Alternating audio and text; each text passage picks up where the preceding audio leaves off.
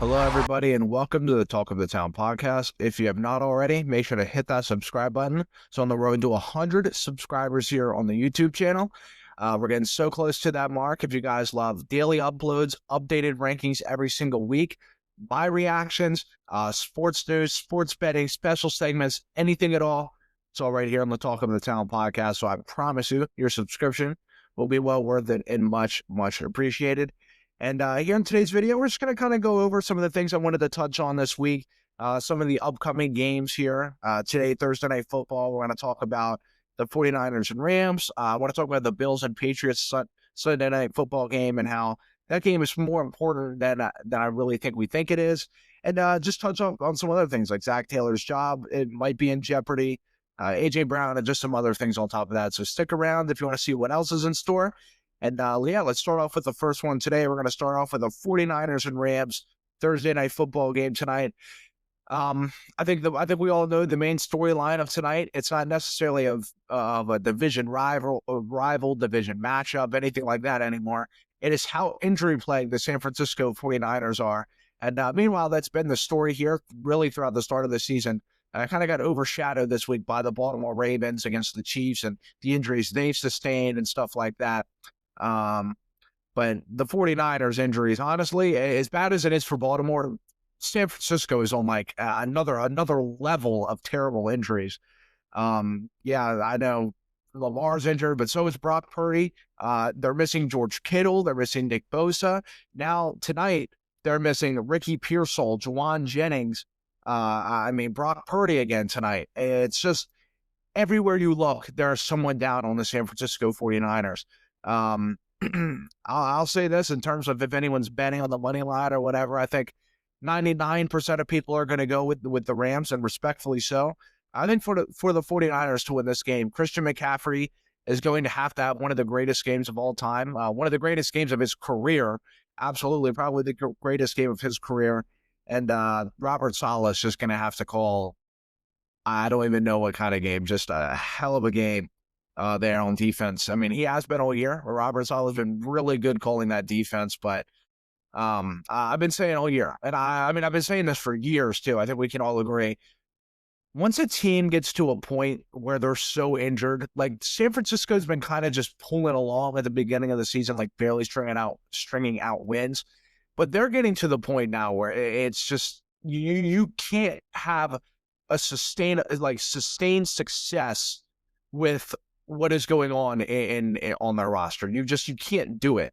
Kyle Shanahan's doing all he can, but even he knows for a fact when you're missing Juwan Jennings, Pearsall, Nick Bosa, Kittle, McCaffrey, and Trent Williams are starting to look old. I mean, you are missing your best players, and some of your best players you relied on are actually starting to look kind of old. I mean, Trent Williams is old because Christian McCaffrey's had a lot of injuries in his career and is getting older. So, I mean, that's to be expected. I mean, this team, I think we can all agree the 49ers missed their Super Bowl window. I mean, they had one for years, and they got to a few of them, and they missed them. So that is starting to show now as they're kind of holding on too long to that roster they have with Kittle and McCaffrey. Like it's over. Same thing with Trent Williams. Those glory years of those guys being the best in the league are really just over. Not necessarily Kittle, but Kittle's been on the injury list for a while now. I know he's going to be on it. I don't know how much longer he's going to be on it for, but he just kind of disappeared. He hasn't really been talked about or anything, so I can't imagine it soon. If it is, correct me on that, please, because I haven't really been keeping up with the George Kittle injury. That's because, again, as I mentioned, he's kind of disappeared. No one's really talked about him. They usually pin in on him about twice a game when there's a 49ers game, and that's about it. And he's just sitting there kind of crossing his arms on the sideline, and I mentioned that's about it. So this game should be one of the better Thursday Night Football games, really, of the year. So we all know Thursday Night Football games, they really don't put on the best primetime games for a reason. They like to give some of the lower market teams those primetime games they usually have to give. So they usually just kind of stick them on Thursday Night Football, and you get a divisional rivalry, or I meant to say matchup, but I mixed it up with rivalry. So I went to go say rival up. I don't know. That was weird. I've never done that before with that word, but a divisional matchup. And it should have been one of the better games of the year. I mean, their division's extremely competitive between the Seahawks, the Rams, and the 49ers. This game would have had some serious impacts on the standings there in that division, but it's looking like the Rams so far. They really should run away with this game.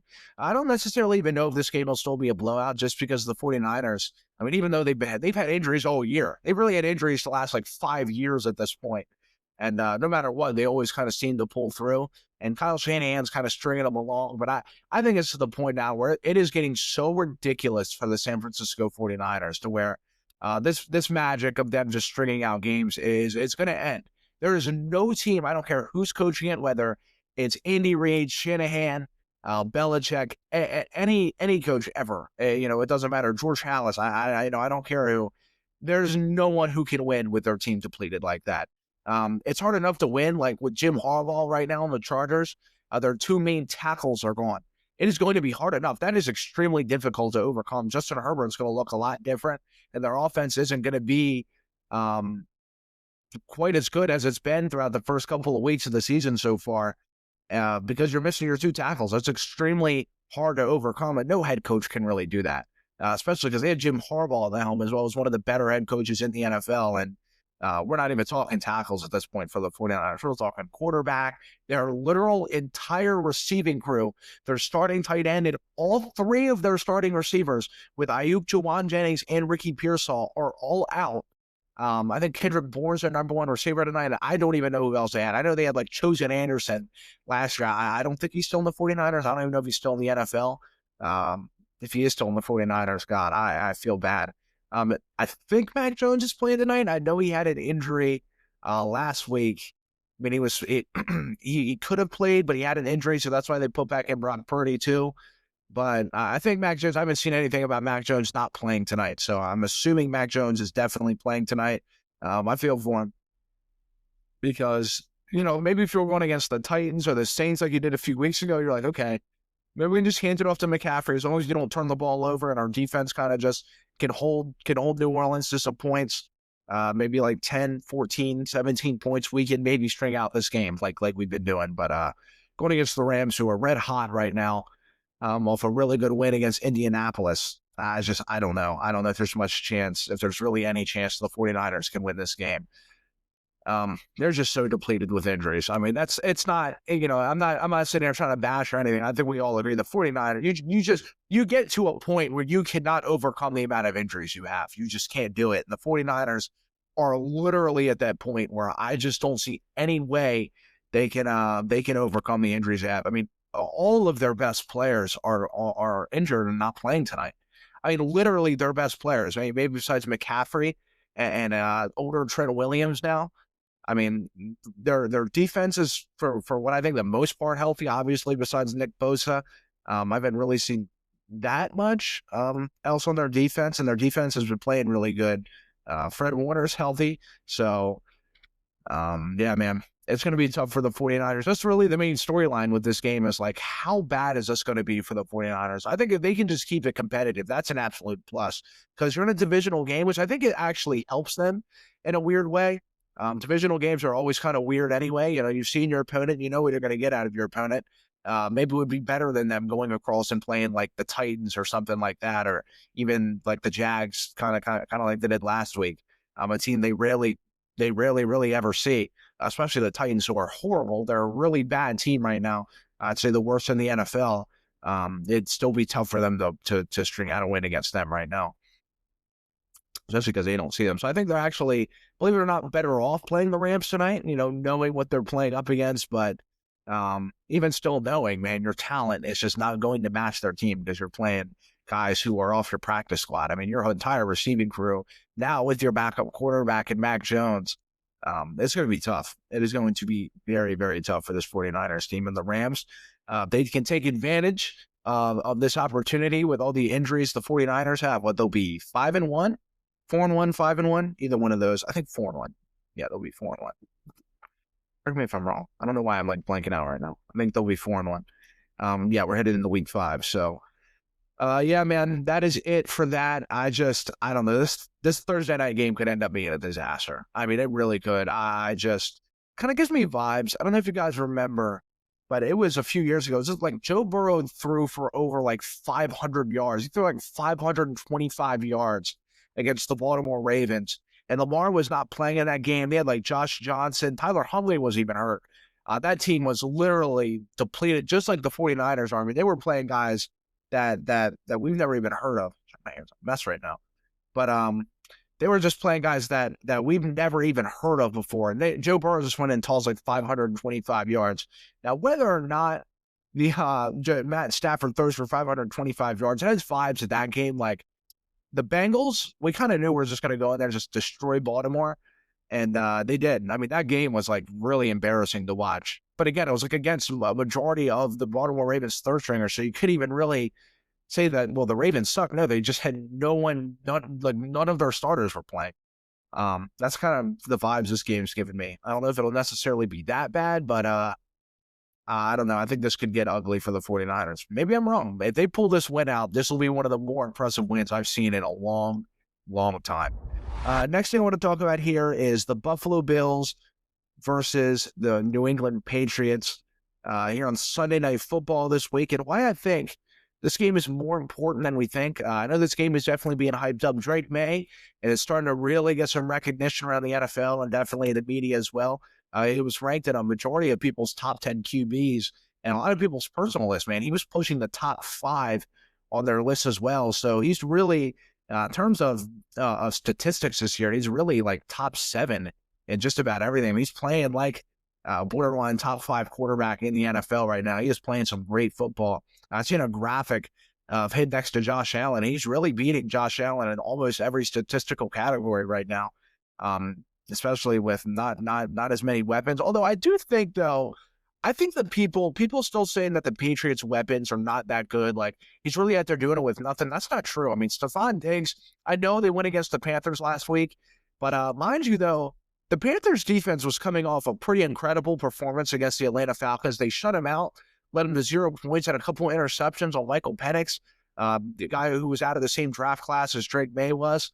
And, I mean, they came off a really good performance. I mean, so that defense could definitely play. And they had some momentum really heading into that game. And New England went in there, man, and really put it to them. And Telstra went against the Pittsburgh Steelers the previous week before that as well. They should have put up like 40 points, but Ramondre Stevenson had other thoughts. He had a couple fumbles. Antonio Gibson had a fumble. Drake May had a really bad fumble as well. That tipped interception in the end zone. It was like 5 turnovers that game, and they were all within like scoring range as well. I think 4 of them were legitimately within the end zone. One of them was at the 1 yard line, and the other one was at like the 5 yard line. You know, I'm leaving that game in the past. Patriots literally beat themselves that game, but the way they bounced back, man, and this offense with Josh McDaniels has been playing extremely well. So I think the Patriots could really be on upset alert this week. Not just saying that as a biased Patriots fan, but I am saying that in all honesty, regardless of whether I was a fan of or not. I think the Patriots could really be on upset watch this week. Again, like I mentioned, Drake May's playing like a top 10 quarterback. And that offense is really moving. Stephon Diggs had over 100 yards. He's gotten better every week. Remind you, he wasn't even a year out from his ACL tear. And he was still kind of healing, getting back in the swing of things from that. I know he's a little older now, but he definitely has some juice left. I mean, he had over 100 yards. He's still yet to have a touchdown. But they have guys coming up now that are playing really well. Hunter Henry is having a monster start to the season right now. Travion Henderson, they're playing a lot more. So the offense is looking a lot more explosive for the pass than people really think it is. And now with Gonzalez back, the defense was really pretty much at full strength last week. And you see what they did to the Carolina Panthers, even though they are the Panthers. They're not necessarily the best team in the world. But again, this was a team coming off a 30-0 shutout with a lot of momentum coming in. So I think that counts for something regardless of who it was against. And the Bills, we all know how good the Bills are. The Bills, I have them ranked as my number 2 team in the NFL right now, just behind the Eagles. Again, as I mentioned in my top 10 Tuesdays, until the Eagles lose a football game, I'm not moving them off at number 1 because I think they're coming up on like a year since they've lost a football game almost. It has been a long time. Bills are playing really good football. The only thing is with the Bills defense, I was watching some podcasts yesterday, and we're all kind of in agreement here, sports analysis and everything. We're all kind of in agreement as like, I think the one thing that could really be holding the Bills back is maybe their defense, even though they had a good week against New Orleans. Credit was against New Orleans, just like the Patriots. A lot of this was against Carolina, not necessarily the best opponent in the world. Their defense is like kind of shaky a little bit. They do have a good defense, but it's a matter of time. And I'm not just saying this because I hope it happens. I never hope for any player to get injured. I love all teams being at their max strength and everyone playing to their best ability. But we all know it's a matter of time before Joey Bosa gets injured. It is every year. He plays about the first like 6 weeks or so, and then Joey Bosa's out for the rest of the year, or he comes back in for a week or two, and then he's out again for a while. It's a matter of time. It really is. But the Bills so far playing like one of the best teams in the NFL. Again, the number 2 best team in the NFL. And they are absolutely the favorites heading into this game. But I think this game is more important because back in my predictions a few months ago, one of my first ever videos here on the podcast was I was doing the division predictions for each division in the NFL. I actually had New England based on their schedule because if you look at their schedule coming up, they can win, especially after the Buffalo Bills game. If they don't upset, they could win their next like 5 or 6 games. I mean, their games are horrible. They have a really easy schedule. So I had both these teams tying at 12-5 in the division. Now, whether I still have it like that, I'm kind of on the fence with. I don't necessarily think New England will finish that good. I think the Bills will finish at least that good, if not better. So I think that's about the Patriots' ceiling, and I think that's like the Bills' floor is like 12-5. So it would kind of take a lot for that to go right at this point. But if the Patriots do go on upset alert and they do end up upsetting the Bills this weekend, I think that kind of comes that scenario kind of comes more alive, to be honest with you. Kind of comes more true, like it could happen more likely. But especially if the Bills do win this week, they end up going 5-0, then that scenario becomes a lot less likely. I can't necessarily see the Bills finishing 7-5 to end off the season. So, yeah, I think this game could be more important in terms of that scenario, especially if the Patriots upset this division. They're a game behind the Bills at this point. I don't know the Bills, the rest of their schedule. I know they go against the Panthers and stuff like that. I think their schedule necessarily isn't quite the best either, even though they do play a first place schedule. But they do have to play against still majority of the NFC South. I think the only one they played so far is the New Orleans Saints last week. They still got to play against the Falcons, who I think they'll handle pretty well. The Panthers and the Buccaneers, which I think could be a tough game for them. But as of this moment, I take the Bills over the Bucs. But I think that game could end up being more important than some people think it is. I think the Patriots are extremely competitive, and they're getting better every week. It's a little bit of a Stephon Diggs revenge game this week. One player I forgot to mention as well that I wanted to mention about the Pats is Will Campbell. Dude, he has been playing like a monster. What a pick there. I know everyone wanted the pick to be in the draft to be Travis Hunter, but how good of a pick is that looking over Travis Hunter? I wanted them to draft Will Campbell, even though Travis Hunter would have been the sexy pick. I know that's what everyone wanted. Now, man, Will Campbell was absolutely the move. I know Travis Hunter was like pretty much taken off the board at that point, but still, I'm so even if Travis Hunter was there, I'm so glad they ended up drafting Will Campbell anyway, because that's the pick they needed, because their offensive line has actually been playing really good. So as long as they can keep it up, man, I think the Pats could be on upset alert this week. But so far, Bills are the favorites, and respectfully so. They are the second best team in the NFL, to me at least.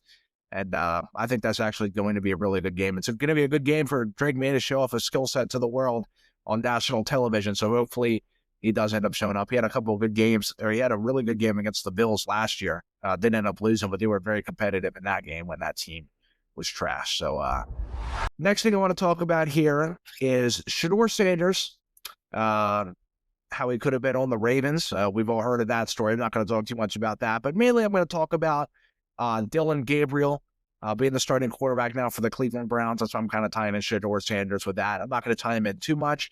Kevin Stefanski was saying yesterday that even still in the depth chart, Shedeur is the third quarterback. I'm going to be honest with you. I know people don't like hearing this, whatever, yada, but should Shedeur really be the third string quarterback? Look, I have no issues with them starting Dillon Gabriel. They drafted him higher. You know, he's extremely young still. You want to see what upside he has. I have no issues. I have absolutely no issues with them starting Dillon Gabriel. But Shedeur Sanders really the third quarterback on that roster. Do you think if Shedeur was playing right now, he'd have 2 touchdowns to 6 interceptions like Joe Flacco had, Joe Flacco's borderline unplayable. And I said this in the beginning of the year, like a month or so before the season started, and I had a lot of Browns fans really getting on me about saying, hey, I think this team's actually going to be really good. People don't understand how good Joe Flacco is with Stefanski. I'm like, guys, Joe Flacco came off the couch, surprised a lot of people. There wasn't a lot of tape on Flacco recently. He just came in and surprised a lot of people. And even then, he was still throwing a lot of turnovers when he came in, especially at the end of the year. And we've seen how they played against the Houston Texans in the playoffs. And even then, in the Indianapolis Colts, Joe Flacco, Anthony Richardson got benched. Or before they put in Joe Flacco for something, I think Richardson got hurt, played pretty well with the Colts. Well, then guess what? And they benched Anthony Richardson for him. They put him in. I think he played like a game or two. I think his last game was against Minnesota. They put up like 6 or 9 points. And that was it. Joe Flacco was benched. Joe Flacco was not sustainable to have as a starting quarterback. Now, I don't necessarily hate the move for them to start off the season with Joe Flacco. Like, if Dillon Gabriel wasn't there and it was just Flacco and Shedeur, they were just like, you know what? We want to get Flacco in there, get Shedeur, to kind of sit behind him for a little bit, and that we might bring him in midway through the season. I'd have no problem with that. Or the same thing with Dillon Gabriel. But I think we all know, I think Dillon Gabriel from the start of the season would have been their better chance to win still than Joe Flacco. I think both of them. That's why I'm not just making it a Shedeur point. I think they should have started either Gabriel or Sanders over Joe Flacco. I think Joe Flacco's just cooked. I'm not gonna lie to you guys. I think he really needs to just hang up the cleats. Look, he's a legend. We all love Joe Flacco. Ravens fan, not a Ravens fan, whatever it is. He's a great locker room guy. People just love having him around, and he just loves playing football. He just goes out there. What is he, 41 years old right now? Just out there just slinging the rock, man. He loves doing what he does, and he's a great locker room name. Or a great locker room guy. Never any issues. Shows up to work on time. He does what he needs to do, and everyone loves him for it. And he's been a great mentor to Sanders and Gabriel. So, but no one hates Joe Flacco, but in terms of having him as a starting quarterback at this point, it's just not sustainable. I think, especially as the Browns, you got to put in your best chance to win, and that's Gabriel or Sanders. And I think we all knew that one from the start. And Joe Flacco was pretty putrid to start off the season, to be completely honest with you. Shedeur, that could have been a Raven. How much right now, especially with Lamar's status up in the air this week, heading into the Houston Texans game, how nice would it have been for Shedeur Sanders now to say, hey, I would have loved to have been a Baltimore Raven, but I think Deion Sanders, to be honest with you, has really, really screwed him over coming into the league so far. I'm not necessarily saying in terms of him being a coach for Colorado and coaching him up. I don't really care about any of that. I don't. Deion made a quote a few weeks ago. I might not necessarily nail this all the way, but I think you guys just get my point. He was saying, well, you learn nothing off the bench. It's like, Deion, no shit, dude. You never sat on the bench. What do you came out as one of the highly, of course I wasn't alive when he got drafted, but I've done my research and everything, and everyone knows Deion Sanders. I think kids who are 10 years old know Deion Sanders right now. Deion is regarded as one of the greatest athletes to ever play. Just ever play any sport. Played baseball, played football. He's been at the same time and stuff. It was just wild. He's one of the greatest cornerbacks to ever play the game of football, maybe the greatest. Just an absolute all-around amazing athlete, one of the greatest to ever do it. And that's what I'm sitting there saying. It's like, dude, you have no experience sitting on the bench, fam. I don't know what to tell you. Of course, you don't care, and you'll sit there and say, well, there's nothing for me to learn off the bench. Yeah, there was nothing for me to learn off the bench, dude. Of course there wasn't. You never sat on the damn bench. You were starting from the second you touched a blade of grass on the football field. You were starting on any team you went on, bro. So I don't know what to tell him, but I think he's really screwed over Shedeur Sanders' start to his career so far.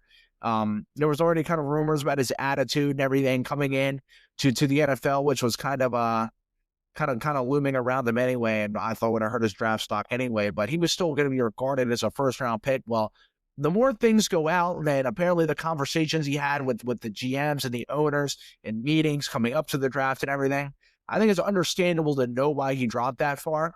Now, of course, there's other stories of guys who are like not good dudes at all, who got drafted like really high in the draft in the first round, first overall picks, everything like that, who did work out. Call of Ryan Leaf. It's just an example. To Marcus Russell. I mean, there's guys everywhere.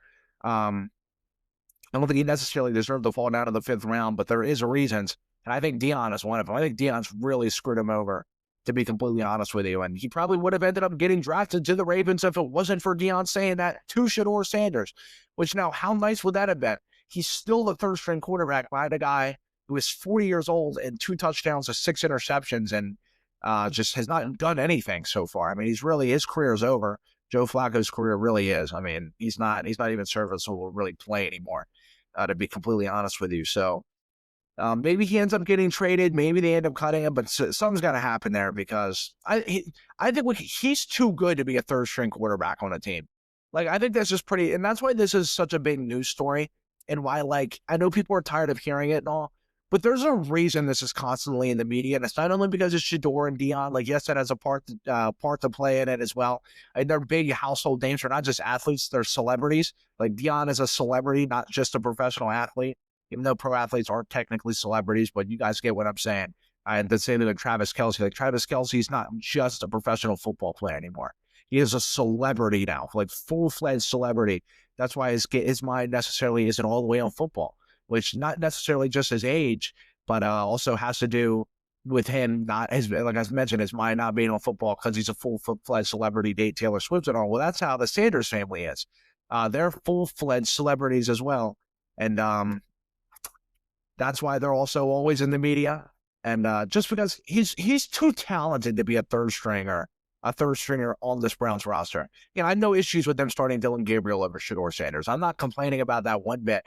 You drafted him higher than Sanders. If you really feel like he was better than him at the time, whether or not you were necessarily doing it to be spiteful or whatever, who the hell knows with this Browns organization? Just a clown show, to be honest with you. They have been my entire life, and I think so on.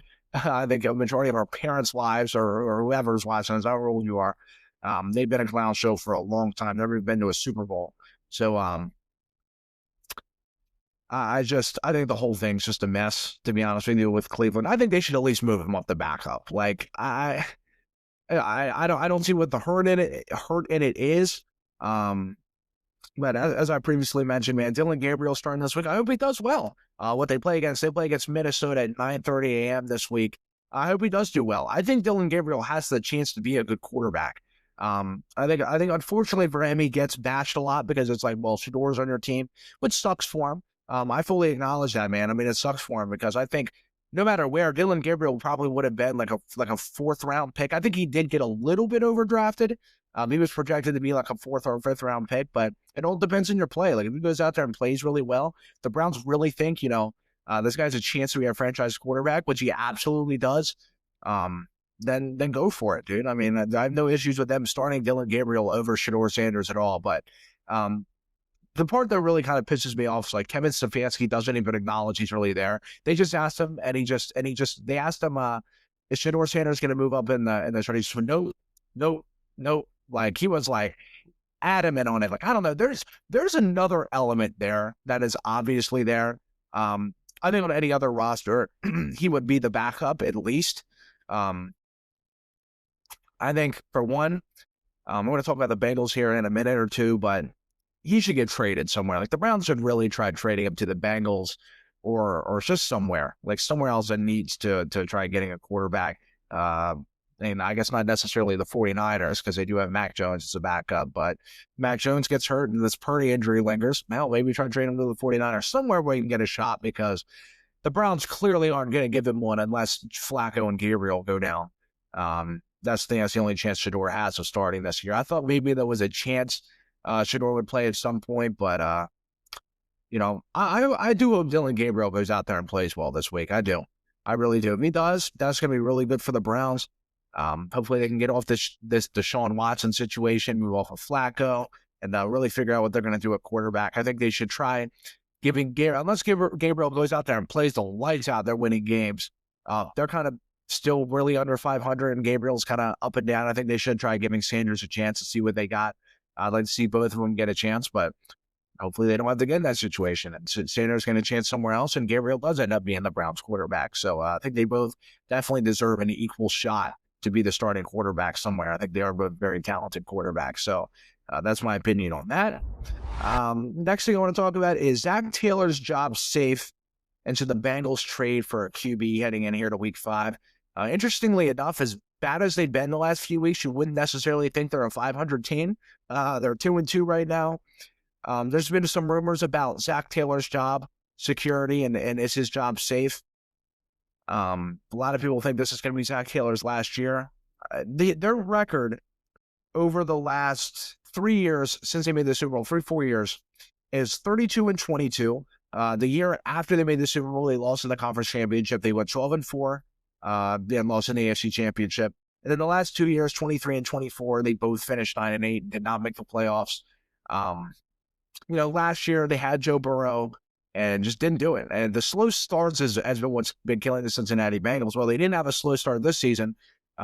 They actually were coming off to a hot start, off a couple of wins, and then Joe Burrow got hurt. So Joe Burrow's injury history is kind of killing him, and it's killing Zac Taylor right now. I don't know if Zac Taylor, if he gets fired, if they'll give him a shot somewhere else, because you look at his record, he's 32-22, even barring all these injuries over the last few years. So, I mean, do they want to give him another chance? I think the only problem is with when you start talking about firing a coach, like, it almost just has to happen. Like, because then if you keep him around, I don't know, things feel awkward in the building. Like, that's the thing with Mike McCarthy last year with the Dallas Cowboys, is that early on in the season, it was like guaranteed the man was going to be fired. I mean, they were having a terrible start. Dak got hurt. Things were just, it's getting kind of old with Mike McCarthy there within Dallas. But as the season went on, people were like, okay, McCarthy's actually winning games like nothing right now. Or we have players coming back. And they were kind of in the playoff hunt there for a little bit with Cooper Rush. That's why they were like, should McCarthy actually stay? And then there was some rumors that Mike McCarthy might stay as the coach, but he ultimately ended up getting fired. We know they have Schottenheimer right now. But once you get to that point of, like, you're talking about firing your coach, and it really becomes a big thing in the media, and especially in your organization, like, you just have to do it at some point. And unfortunately, that's where I feel like Zac Taylor's at. I was not a big fan of Zac Taylor, especially at the start of his career, but once you start really looking at what he's went through the last couple of seasons, and also it's not all his fault either. When Joe Burrow got hurt, they didn't even have a cart for him. That's how cheap the Cincinnati Bengals are. They are so freaking cheap. And that's really come to hurt them. The way they build the defense is atrocious. Zac Taylor is an offensive coach, but it falls on more than Zac Taylor to just build the defense. Offensive head coaches can't really build a defense, to be completely honest with you. That falls on the GM and the defensive coordinator. A lot of offensive coordinating head coaches are pretty tone deaf when it comes to defense, and the same goes the other way. A lot of defensive head coaches are extremely tone deaf, probably even more so than offensive coordinators are to defense than defense is to offense. That defensive head coaches are extremely tone deaf to offense. Mike Tomlin with the Pittsburgh Steelers offense the last few years, they have not been able to build that thing up, even though they're playing all right now, but they've been fumbling through quarterbacks, a bunch of receivers. The running back room hasn't really seemed to be consistent at all. So even though they've made the playoffs somehow, Mike Tomlin is really a hell of a coach, even though he is completely tone deaf with building an offense. But that's how it kind of feels the Bengals are, man. They can't really get the defense right at all, obviously. I mean, their defense last year was the main storyline. Well, they didn't really do anything this year. They re-signed Trey Hendrickson, who's now rumored to be traded, heading in here to the upcoming weeks before the trade deadline. And I think they should. You have him signed to a 1-year deal. Trade him and get some sort of value. Hell, a 7th-round pick is better than just letting him go next year. I think they'll get more for. I think obviously they'll get more for him than a 7th-round pick. But the bare minimum, that's better than getting absolutely nothing. I don't think there's any chance right now with Jake Browning. This Bengal team makes the playoffs unless he really turns it around fast. In terms of trying to trade for a QB, I think they should. I think I mentioned Shedeur Sanders as an option, potentially, if the Browns do end up trading him. But it seems like they want him under lock and key for some reason, even though they're probably never going to play him this year. Jameis Winston is an option. I've seen that kind of going around too. He's too good to be a third-string quarterback. I'm not necessarily saying he's a bona fide starter in this league, but like Jameis Winston, I think is too good to be a third stringer in the NFL. Like I think he should be definitely a backup, but more or less like filling in for some of these guys. Like I think him and Jamar Chase, he'd probably end up having Jamar Chase, even though he's had a slow start ending with like 2,000 yards. And he'd probably end up throwing like 25 picks by the end of the season, throwing to Jamar Chase, throwing it up in like triple coverage to him and stuff. But hell, the players would love it, and he'd add some sort of explosive element to that offense for sure. And you're way better off. Jameis Winston is head and shoulders above Jake Browning as a quarterback. That's where it's like, should this dude really be a third stringer? Well, you have Jake Browning starting right now, who is horrible. He's really bad. So I think they should go and try and trade for QB, especially when you're 2-2 right now. You have the Ravens falling apart. The Browns obviously are not going to be competitive this year. And I think the Steelers, they could definitely catch them. I think the Steelers, especially when it comes to playing in cold weather, and you have an older quarterback heading into the winter months, especially playing in Pittsburgh, it's going to be cold. Those hits he's taking some pretty big hits. Aaron Rodgers has this year. That's going to be harder for the Steelers, especially when it gets colder. Older quarterback, older arm. Well, his arm actually still looks great, but he's taking some big hits. It's going to be hard for him to get up from those hits. And I think the Bengals, they could go out and trade for Winston this week or next week. They should do it. I think Jameis Winston or Shedeur Sanders, I don't think it's going to happen. It's their best bet at trading for a quarterback right now. I think Winston is probably their best option. If you guys have another one in mind, let me know. But I think that's absolutely their best option right now. Especially I don't think the Browns would trade Shedeur to a divisional opponent anyway. That's a massive factor in that as well. So Jameis Winston, Bengals, go get him, please. He is too good to be a third stringer. And I think we all want to see Jameis Winston play. It is so fun watching him play. Dude, for like 400 yards on the Broncos last year, but threw like 4 touchdowns and 4 picks. It was just, he is all over the place, dude. He is so fun to watch, even though he's all over the place. Next one I want to talk about is A.J. Brown actually going to be traded? There's been a lot of rumors on A.J. Brown. Apparently, Nick Sirianni said a few days ago, A.J. Brown fully intends on staying with Philadelphia. While A.J. Brown said a kind of an alarming quote after the Super Bowl, again, I'm not quoting him here, but I'm kind of going based on what he said, is like, kind of, after like a couple of hours, like a day or so, I kind of didn't really care about winning the Super Bowl. He said it was more about his production and stuff like that. And he's not really getting that with the Eagles right now. He had a really good game against the LA Rams a few weeks ago. But besides that, he has not been really utilized in this offense. This offense seems like they're trying to make it Saquon heavy, but then Jalen Hurts heavy at the same time, in terms of the tush push and getting him some running plays. Smitty, I don't know. It's very weird. They almost have like too many good players on their offense. That's what I think is weird with Philly, is like, I think they have they almost have too many good players on their offense. I don't know. It's like they're just trying to, they have too many mouths to feed. Eventually you get to a point where it's like I mentioned, they have too many mouths to feed, but not enough food. And that's what I'm saying. You only have one ball, but all these players to give it to. It's kind of strange for the Eagles there. So I don't know if A.J. Brown will actually get traded or not. To this point, it doesn't seem so. As a Pats fan, there's been a lot of rumors. I mean, not even necessarily as a Pats fan, it's just in general. A lot of rumors of him getting drafted to the Patriots. Last year, he unfollowed the Philadelphia Eagles and followed the Patriots and Tom Brady. I don't know if you guys know, but A.J. Brown actually cried his eyes out on draft night because he didn't get drafted to New England. They seen he drafted N'Keal Harry. And he started crying his eyes out because he's always wanted to play for the Patriots. And out of nowhere, like throughout the seasons, he'll just unfollow whatever team he's playing for and follow the Patriots. And maybe he sees Drake May and what they're doing down there. And maybe he might end up getting traded to New England. There's been some rumors on that there. I think if there is any steam behind that, there actually is some steam behind that. He is a diehard New England Patriots fan. Last year, he got Brady to sign a jersey for him. He posted up in it. As I previously mentioned, they drafted N'Keal Harry. He was crying his eyes out because he wanted to be a New England Patriot so bad. And the whole thing last year with him just randomly following him out of nowhere. And that's when the New England sucked. That's when their offense was horrendous. He was out there following them and unfollowing the Eagles. So I don't know what's going on with that. I don't necessarily think they'll trade him unless some team throws a first-round pick for A.J. Brown. I don't think he's going anywhere. I think even if someone throws a second-round pick, I don't think Howie Roseman's accepting that for the Eagles, to be honest with you. So his role, A.J. Brown loves to be productive in an offense. He wants to be the guy. And he's not necessarily the guy in the Philadelphia Eagles offense, as I previously mentioned. There's too many mouths to feed, but not enough food in that offense. You got one ball and all these great players. So that's what I just think that's a really weird thing with the Philadelphia Eagles right now. It's like they're 4-0, but they're playing like they don't look unbeatable. Like they look very beatable. Like this game could just be easily as like 2-2 the last few weeks with the Rams and the Buccaneers.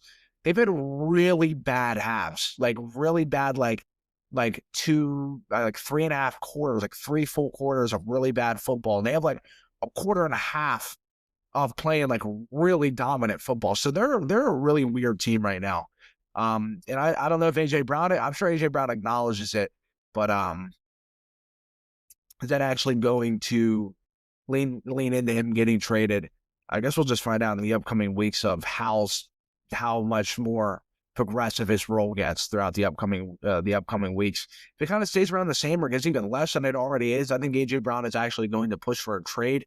I think if anything, I don't necessarily know if he get traded to New England, but I think he might get traded to like Buffalo or Kansas City. Some team who really wants another dominant receiver like that. Could you imagine freaking Josh Allen and AJ Brown? God, that would be very frustrating playing them twice a year, for me at least. And I think anyone who just goes up against Josh Allen, especially in the playoffs, and AJ Brown, that would be incredibly frustrating. So, yeah, man, I don't know. We're going to have to see where that story takes, but I don't think he's going to get traded. I think, again, as I mentioned, the only way I think he does is that if his role in that offense and that team does start losing games, even if they keep winning, and AJ Brown's role is not necessarily taking a leap or anything, and he just kind of statistics are just taking a dive. He's going to get pissed off, and I think he could end up maybe requesting a trade or some talks go around there in the building, something like that. Last thing I want to talk about here is, do I still think the Chiefs have bounced back after this week's win against the Ravens? I think to be honest with you, I'm not necessarily going to take a win against that Ravens defense as, as like this team's back. They are Super Bowl contenders. The Ravens are a mess right now. They really are. Between all the injuries they have, and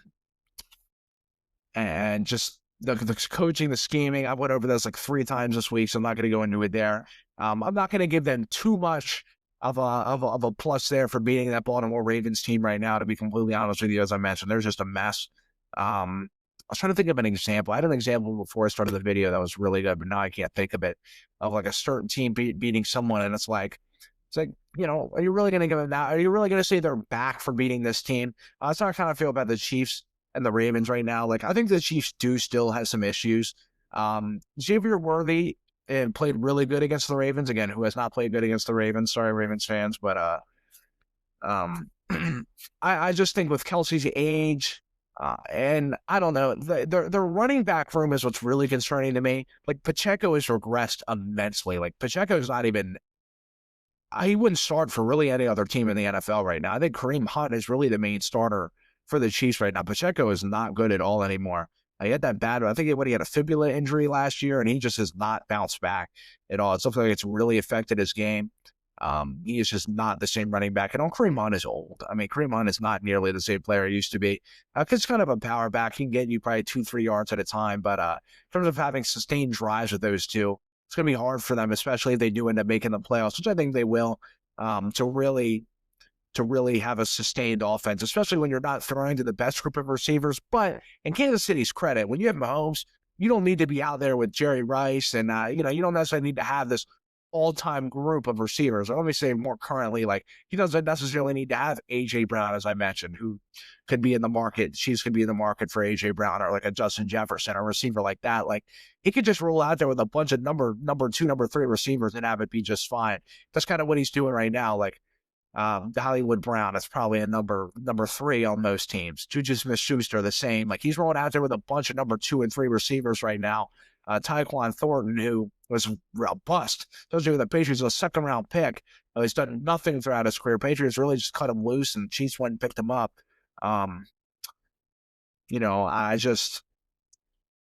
just rolling out there with a bunch of 2s and 3s and even 4 receivers, and he makes it work. So it doesn't really take much for the Chiefs offense to have some sort of sustained success. But in terms of before going against the historically bad Baltimore Ravens defense, this offense was pretty bad, to be honest with you. So we're going to see what it looks like in the upcoming weeks. They play against Jacksonville on Monday Night Football coming up this week.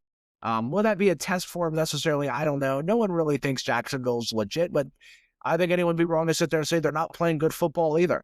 They are playing way better football, especially than they've been playing the last few years, especially last year. So Jacksonville's definitely playing like they're a good football team. I don't necessarily think they're a pushover team. They are a good football team, but I don't necessarily think they're like a Super Bowl contender or anything. I don't think anyone thinks that, but they are a good football team right now, and I think that'll be a good test for them coming into this week, to be honest with you. So, yeah, man, I think the Chiefs, I still want to take a couple more weeks of tape on them to really say, okay, is this team still a Super Bowl contender? Are they not a Super Bowl contender? We're just going to have to find out in the upcoming weeks, especially when they go against more of their own divisional opponents and some playoff level teams, because they got a pretty tough schedule coming up. So, yeah, man, that is it for today's episode on Thursday. Just wanted to catch up on some stuff with you guys, share some pretty interesting news stories I've seen around the league, give you guys some of my thoughts on some of these games coming up here this week, and just give you guys some of my takes and opinions on it, man. So hopefully you guys enjoyed the video here today. Tomorrow slips for Sundays, and we're already headed back into the NFL weekend. So I hope you guys enjoyed the game tonight. If you end up watching the 49ers and Rams, I think that'll be a pretty interesting game there, with barring all the 49ers crazy injuries there. So I think that'll be a pretty interesting game to see. I want to see how big the Rams win, or if they end up 49ers put one of the biggest upsets I've seen in a very long time. So yeah, man, see you guys tomorrow. Slips for Sundays, and everyone, take it easy.